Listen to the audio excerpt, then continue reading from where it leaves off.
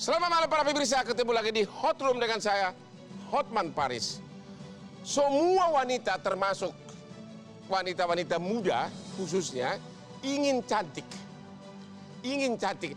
Dan oleh karenanya tanpa pikir panjang begitu saja membeli produk-produk kosmetika walaupun banyak yang beredar yang illegal kosmetika yang membahayakan kesehatan.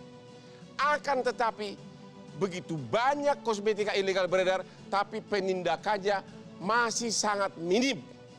Inilah Hot Room, bahaya kosmetik ilegal.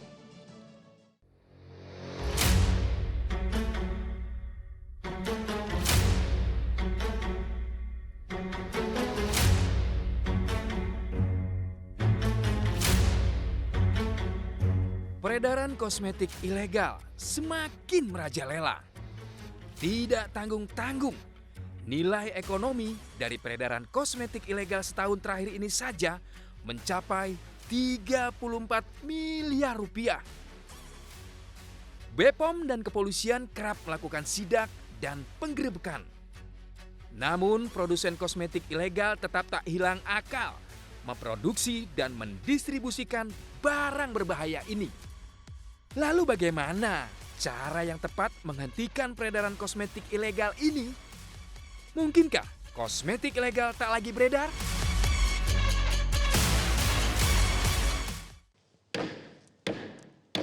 Seperti biasa, otak saya tidak jalan kalau sebelum minum kopi yang paling nikmat. Aduh, senikmat rasanya seperti berlian saya. Dr. Richard Lee, bisakah Anda uraikan apa pelanggaran-pelanggaran yang sekarang ini dalam praktek dalam bidang kosmetika termasuk skincare? Kalau menurut saya, secara garis besar ada 4 nih Bang. Ada 4. Yang pertama, skincare abal-abal tuh masih banyak beredar di masyarakat. Apa arti abal-abal? Yang belum BPOM. Belum BPOM? Polosan. Polosan? Yes. Oke, abal-abal. Yes. Ya. Yang kedua, ada 9 produk kemarin yang sudah BPOM. Sudah BPOM? Tapi ditarik oleh BPOM karena katanya mengandung K3, K9, sama Sudan 3. Artinya campurannya membahayakan kesehatan? Betul. Ya, oke. Jadi bukan abal-abal, tapi ternyata elemennya... Apa yang didaftarkan dan apa yang dijual itu berbeda. Apa yang didaftarkan dan beda dengan apa yang dijual. Betul. Oke, ya, pelanggaran kedua. Ketiga? Yang ketiga, ada ini yang lagi hits ini, ada seorang selebgram tiktokers besar yang sudah menjual obat slimming yang katanya terjual 1 juta produk, tapi belum BPOM sampai detik ini. Sampai 1 juta, yes. Tapi belum BPOM, dan orangnya belum dapat, belum jadi tersangka atau apa? Belum. Hah? Belum, dan masih Aku biasa aja. Kuat banget itu orang. Itu apa? Selebgram? Selebgram. Cewek atau cowok? Cewek. Cewek? Cewek. Dari tadi kayak kau bilang ke saya, oke, menang 4 apa? Kasus saya nih Bang, yang paling menarik ini. Lu juga kena kasus? Yes. Oke, yang keempat gimana tuh? Yang viral ini salah satu produk yang saya review, yang abal-abal sudah jelas, ya.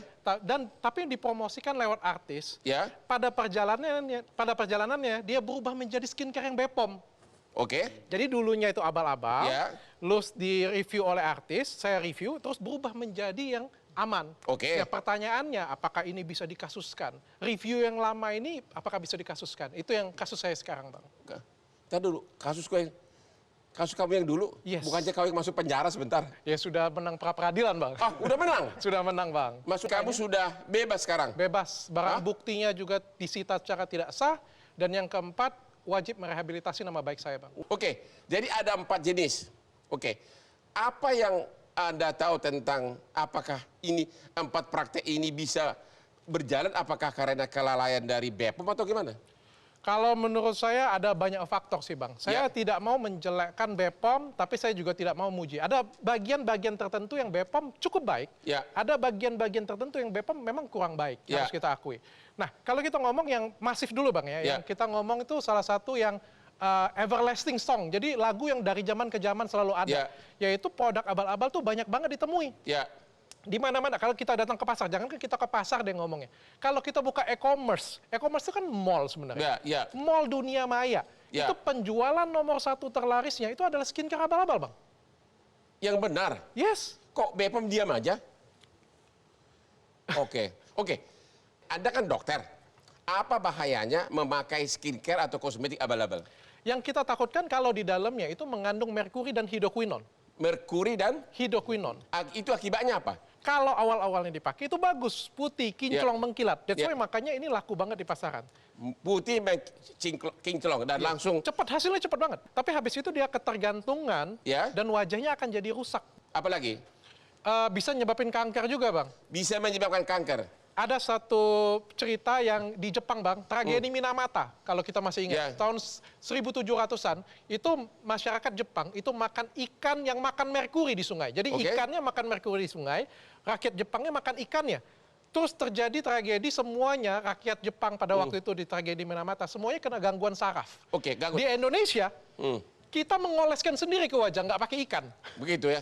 Oke, dari produk skincare maupun kosmetika yang beredar di pasaran sekarang ini, ada berapa persen yang abal-abal atau ada izinnya tapi kandungannya tidak sesuai dengan yang dilaporkan ke BPOM? Ada kira-kira berapa persen? Kalau dulu saya bilang sebelum saya melakukan edukasi, itu mungkin sekitar 70-80% pasien saya. Itu rata-rata korban krim abal-abal. Ya. Kalau sekarang setelah saya melakukan edukasi dan kita kasih edukasi ke masyarakat, sekarang kira-kira 50% ya. 50%. Masyarakat datang tuh ketergantungan skincare abal-abal. Ini harus ditanya ke Pak Jayadi nih, Kombes Pol, Mabes Polri, Kasubdit Narkoba ya? Wakil Direktur Narkoba. Wakil Direktur Narkoba di Mabes Polri. Siap. 50% katanya skincare abal-abal beredar. Apa yang telah polisi lakukan? Ada beberapa kasus, Ya. khususnya di tahun 2022, lebih kurang catatan kami itu 15 kasus Ya, terkait dengan produk kosmetika ya, yang beredar di masyarakat, kemudian kita lakukan penegakan hukum. caranya? Yang pertama, kita mendapatkan informasi ataupun laporan dari Badan POM. Oke, Yang kedua, kita mendapatkan hasil penyelidikan dari teman-teman di lapangan. ya. Kemudian kita lakukan uji. Sampai ke pengadilan nggak? Betul, sampai ke proses ke pengadilan. Ya. Tetapi yang kita ingin pastikan adalah apakah betul produk yang dalam tanda kutip abal-abal itu secara laboratoris bisa kita uji dan dinyatakan. Siapa yang berhak menyatakan itu? Ya, Ngabes punya peralatan atau kirim kemana?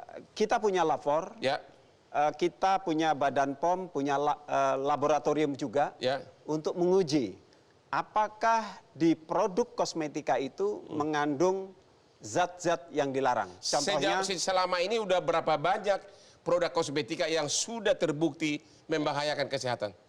yang catatan kami itu lebih kurang sekitar 15 kasus. Cuma yang masuk. 15? 15 kasus di tahun 2022.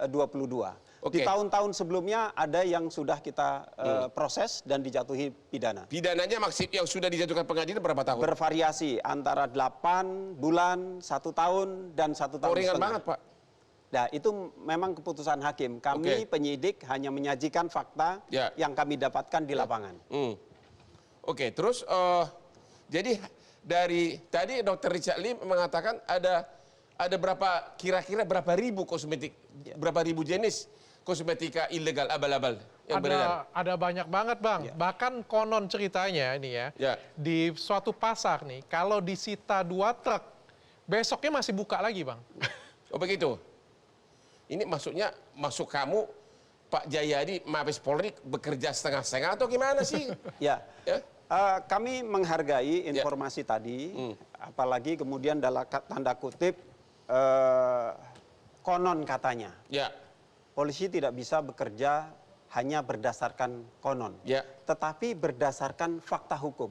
Ya kalau Nah, polisi nggak fakta-fakta- turun ke lapangan? Pasti, Ya. pasti turun ke lapangan untuk menguji apakah konon itu bisa kita angkat menjadi sebuah fakta hukum. Ya. Nah, fakta hukum inilah yang kemudian kita angkat masuk di dalam proses penyidikan. Dan itu pun akan kita uji. Tahun ini udah berapa kasus? Lebih kurang 15 kasus yang Oke, maju. 15 kasus tahun 2022. Kita sudah mengundang BPOM tapi berhalangan. Kita istirahat dulu, kembali habis yang ini.